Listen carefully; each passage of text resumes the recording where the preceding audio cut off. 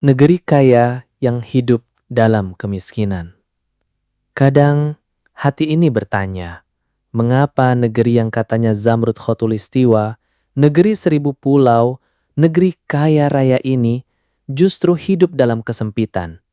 Padahal kalau dihitung, kekayaan alam Indonesia jauh melampaui negara seperti Arab Saudi atau Brunei Darussalam. Kita punya emas di Papua, punya batu bara di Kalimantan, punya minyak, gas, laut yang luas, tanah subur, hutan tropis, hasil pertanian, bahkan tambang nikel, tembaga, dan kekayaan laut yang tak terhingga. Tapi kenapa rakyatnya masih banyak yang makan sekali sehari pun susah? Kenapa kemiskinan masih merata, pengangguran tinggi, harga kebutuhan makin menggila? Apa ini yang disebut negeri berkah? Atau justru ini peringatan dari Allah karena kita semua lupa pada janjinya? Allah sudah berfirman dengan sangat jelas. ولو أن أهل القرى آمنوا واتقوا لفتحنا عليهم بركات من السماء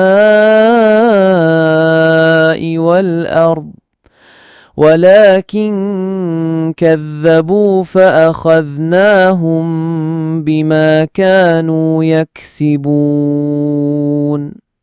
Artinya, jikalau sekiranya penduduk negeri-negeri beriman dan bertakwa, pastilah kami akan melimpahkan kepada mereka berkah dari langit dan bumi.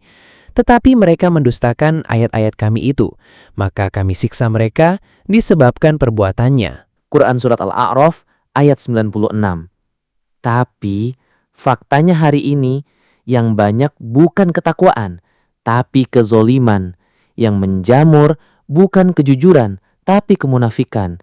Korupsi dianggap biasa, jabatan dijadikan alat menumpuk kekayaan, pemimpin kehilangan rasa takut pada Allah, rakyat kehilangan kepercayaan, bahkan sebagian pemuka agama hanya jadi tameng politik dan pencitraan. Sebagian lainnya lebih sibuk berdebat tentang perbedaan daripada bersatu untuk menyelamatkan negeri ini. Apa kita lupa bahwa kemaksiatan tak hanya terjadi di tempat hiburan malam? Hari ini, kemaksiatan justru tumbuh subur di dunia pendidikan, bahkan di lingkungan yang seharusnya suci. Tawuran anak sekolah, pergaulan bebas, pembulian, pencabulan. Ironisnya, kadang terjadi justru dari tempat yang bernama pondok pesantren atau lembaga agama. Jangan buru-buru menyalahkan hanya pemimpin, karena pemimpin lahir dari rakyat. Tapi juga jangan anggap remeh peran pemuka agama. Jika mereka diam saat kezaliman merajalela, jika mereka lebih takut pada manusia daripada pada Allah, jangan heran kalau rahmat Allah pun ditahan dari negeri ini. Indonesia bukan negeri kesesatan. Ini negeri mayoritas Muslim, mayoritas yang katanya disebut aswaja, yang katanya cinta Rasul.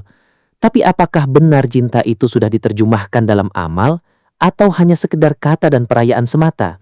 Apakah benar negeri ini mengamalkan Islam sebagai rahmat, atau hanya simbol? Islam ditinggikan di spanduk, tapi diinjak dalam kebijakan. Mari kita jujur, bukan negeri ini yang kurang diberkahi, tapi kitalah yang belum benar-benar beriman dan bertakwa. Jangan salahkan Allah, jangan salahkan takdir, tapi mari kita perbaiki iman dan takwa kita.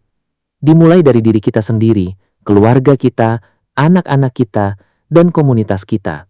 Karena bila negeri ini ingin bangkit, maka bukan cukup dengan ganti pemimpin, tapi harus dengan taubat nasional, taubat seluruh lapisan, rakyat, pejabat, ulama, dan pemuda. Selama kita masih mendustakan ayat-ayatnya, selama kita mengabaikan hukum-hukumnya, selama kita membiarkan dosa merajalela tanpa koreksi, maka jangan heran kalau berkah itu tak kunjung datang. Ya Allah, kami sadar, negeri ini belum layak menerima berkah dari langit dan bumi, karena kami belum benar-benar bertakwa. Ampunilah kami, bukakan hati para pemimpin dan rakyat negeri ini, bangunkan kembali kesadaran kami untuk mencintaimu, mencintai Rasulmu, dan mencintai kebenaran.